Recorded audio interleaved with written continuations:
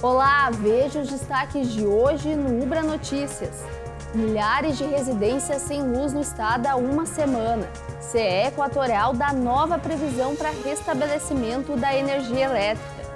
Emergência zoossanitária prorrogada por mais 6 meses no Rio Grande do Sul. Medida é para enfrentamento da gripe aviária. Casos de dengue aumentam mais de 800% nas primeiras semanas do ano.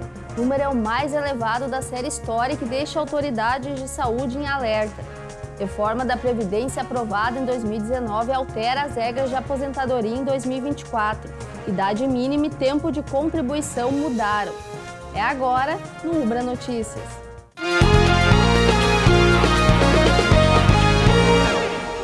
Milhares de residências seguem sem luz no Rio Grande do Sul após a passagem do temporal na última terça-feira. A CE Equatorial tinha previsto que no domingo restabeleceria a energia. Agora o prazo passou para esta terça-feira. A nova estimativa de religamento da energia elétrica foi apresentada pelo presidente da CE Equatorial durante uma coletiva de imprensa. Na noite da terça-feira da última semana, cerca de 1.300.000 residências ficaram sem energia no estado.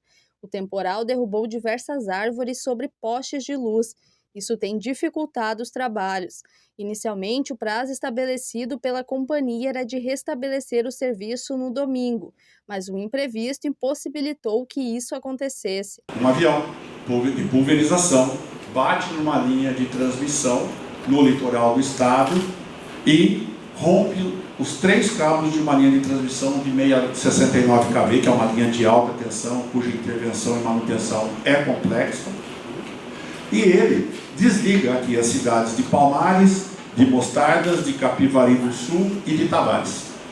20.000 pessoas, 20.000 clientes, 20.000 clientes nossos, multiplicando por 4, aproximadamente 80.000 pessoas sem energia às 7 da manhã. A nova previsão da CE é que tudo seja normalizado ainda nesta terça-feira.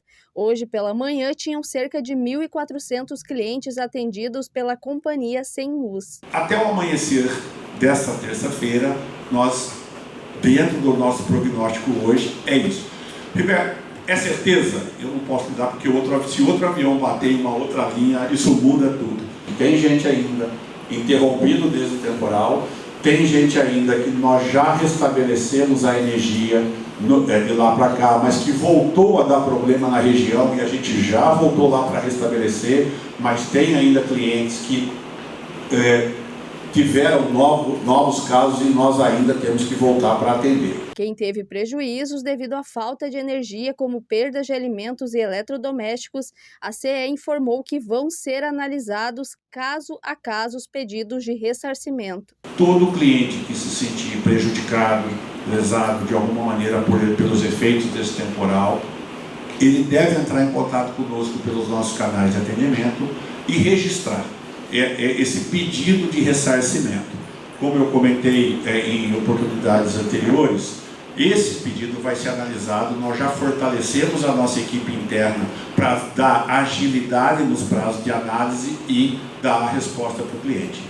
E quem teve os aparelhos eletrônicos danificados por causa da falta de luz depois do temporal da semana passada pode solicitar o ressarcimento à concessionária responsável pelo serviço. Vamos conferir como pode ser feito. O temporal que atingiu o Rio Grande do Sul na semana passada acabou danificando produtos eletrônicos, pois algumas cidades acabaram ficando sem energia elétrica durante vários dias. Por causa disso, os consumidores podem solicitar o ressarcimento à concessionária responsável pela distribuição de luz. Primeiramente, é necessário procurar a empresa e relatar o problema. Esse contato pode ser realizado através do telefone, internet ou até mesmo presencialmente. É importante ter documentos ou fotos que comprovem os danos. A concessionária deve fazer uma inspeção em até 10 dias. E depois ela vai ter mais 15 dias para informar o consumidor sobre o resultado da solicitação. Se caso o pedido for aceito, o reparo do equipamento ou ressarcimento vai ser realizado dentro do prazo de até 20 dias. Mas se caso o pedido for negado, o consumidor pode procurar a Agência Nacional de Energia Elétrica ou o PROCON. Segundo a ANEEL, as distribuidoras não precisam fazer reembolsos quando existem decretos de emergência ou calamidade pública vigentes. Porém, a Defensoria Pública Gaúcha afirma que, mesmo assim, é possível solicitar o reembolso. O abatimento da conta de luz pelos dias sem energia elétrica também pode ser pedido. Além disso, as pessoas que trabalham em casa e tiveram perdas provocadas pela falta de luz ou descargas elétricas também têm direito ao reembolso. Segundo dados da ANEEL, só no ano passado, a CE Equatorial pagou 33 milhões de reais em compensações aos consumidores. Já a RGE, 34 milhões. A chegada do verão trouxe uma situação preocupante para o estado. Os casos de dengue aumentaram mais de 800% apenas nas 3 primeiras semanas do ano. O número é o mais elevado desde o início da série histórica. Mais de 1.700 contaminações por dengue foram confirmadas no estado somente neste ano. O Rio Grande do Sul também tem mais de 500 casos em investigação. O número de 2024 é 855% maior em comparação com o mesmo período do ano passado. As condições climáticas têm favorecido o surgimento do mosquito. De acordo com a Secretaria Estadual da Saúde, fatores como El Niño, com chuvas frequentes acompanhadas de um calor excessivo, facilitam a proliferação do inseto transmissor da doença. Outro ponto importante que a gente tem reforçado, a gente tem lançado os comunicados de risco, mostrando onde estão acontecendo os casos e onde tem mais casos, que faz com que a gente fique alerta da possibilidade de ser, então, que a gente está com dengue. E não negligenciar e buscar atendimento de saúde. O temporal da última terça-feira pode contribuir para o aumento da doença. A recomendação da Secretaria de Saúde é que os moradores retirem os entulhos do entorno das casas para não criar foco do mosquito. É preciso remover toda a água parada. Em casos de sintomas, procurar um atendimento médico. Um outro fator muito importante para que a gente evite o agravamento da doença é a hidratação. Nós estamos no momento de verão agora, com altas ondas de calor, né, muito quente, as pessoas se desidratam e a dengue ela ajuda nesse processo também. Então, manter uma boa hidratação, estar atento a sintomas e buscar atendimento de saúde, se assim for necessário, é fundamental. E para prevenir, evitar os criadouros, eliminar a água parada e eliminar, então, a possibilidade de procriação do mosquito. O Ministério da Saúde informou na última semana alguns públicos que vão ser atendidos em um primeiro momento com a vacina contra a dengue. De acordo com a pasta, vão ser priorizadas as pessoas que tenham entre 6 e 16 anos. O país vai adquirir 5.200.000 doses. O quantitativo vai possibilitar vacinar até 3 milhões de pessoas, já que o esquema vacinal prevê 2 doses. A definição sobre o público-alvo e as localidades prioritárias vai ser feita em conjunto com os estados e municípios em uma reunião marcada para a última quinta-feira deste mês. O estado de emergência zoossanitária foi prorrogado por mais 6 meses no Rio Grande do Sul. A medida segue a orientação do Ministério da Agricultura e Pecuária. O decreto responsável pela prorrogação do estado de emergência em saúde animal para enfrentar a influenza aviária de alta patogenicidade foi publicado essa semana no Diário Oficial do Rio Grande do Sul. Ele vai valer até 22 de julho de 2024. A emergência zoossanitária foi declarada em julho do ano passado e tinha validade de 180 dias. Segundo a Secretaria da Agricultura, Pecuária, Produção Sustentável e Irrigação, o estado está há 41 dias sem registrar mortes de animais, principalmente mamíferos aquáticos. Não existem também registros da doença na avicultura comercial ou na de subsistência. A medida adotada pelo Estado segue a orientação do Ministério da Agricultura e Pecuária, que também prorrogou o estado de emergência em todo o território nacional por mais 6 meses. Através dessa decisão, é possível agilizar questões administrativas e jurídicas para adquirir mais rapidamente equipamentos e produtos, ou então acessar os recursos disponíveis para o combate à doença. Apesar do Rio Grande do Sul não ter registrado mais casos há mais de um mês, o governo gaúcho orienta os avicultores a revisar o estado geral da estrutura física das granjas e intensificar os procedimentos de prevenção. Além disso, algumas recomendações são necessárias.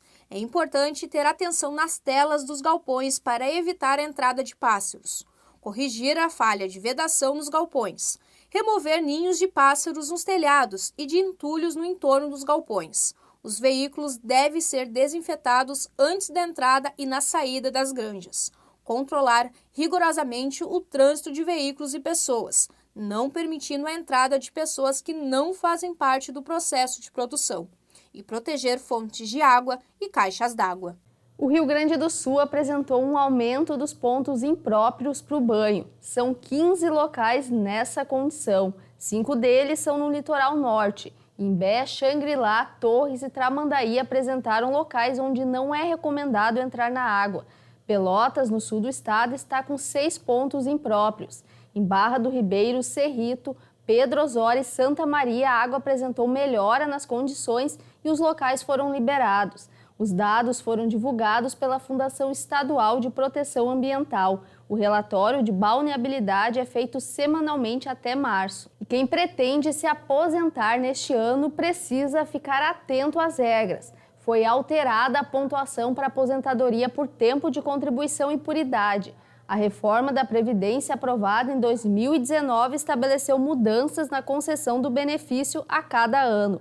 Vamos conferir que alterações são essas. Para aqueles que já contribuíam com o INSS antes da aprovação da reforma da Previdência, existe um regime de transição que altera a cada ano. Para quem começou a trabalhar depois de 2019, valem as regras atuais. Algumas pessoas estavam pertinho de implementar as condições de aposentadoria quando as regras foram alteradas. Outras ainda não tinham começado a contribuir. E ainda a gente tem aquele público que já estava contribuindo antes da reforma da Previdência, mas estava longe de implementar as condições. É por conta desse cenário que nós temos ano a ano determinados critérios que vão se ajustando até que a alteração da Previdência, conhecida como reforma da Previdência, iguale a toda a população. A idade mínima para se aposentar neste ano subiu 6 meses em relação a 2023. Também foram alteradas as regras dos pontos, que soma o tempo de contribuição com a idade do trabalhador. A pontuação mínima exigida passa a ser de 91 para mulheres e 101 para homens. Para o ano de 2024, a gente tem o seguinte cenário: as mulheres que pretendem se aposentar, que estão implementando este ano as condições, elas devem observar que tem que ter 58 anos e 6 meses e 30 anos de contribuição. E os homens, eles devem ter 63 anos e 6 meses e 35 anos de contribuição. Ainda a gente tem aquele cenário de 15 anos de contribuição, ou 180 contribuições, e a idade, esse não mudou. Essas pessoas que estavam contando apenas com o implemento da idade, elas devem, este ano, contar com 65 anos se for homens e 62 mulheres, e ambos 15 anos de contribuição. Logo mais, às 9 da noite, tem o Jornal da Cultura com as informações do Brasil e do mundo. O Ubra Notícias termina aqui. A gente se vê na próxima edição.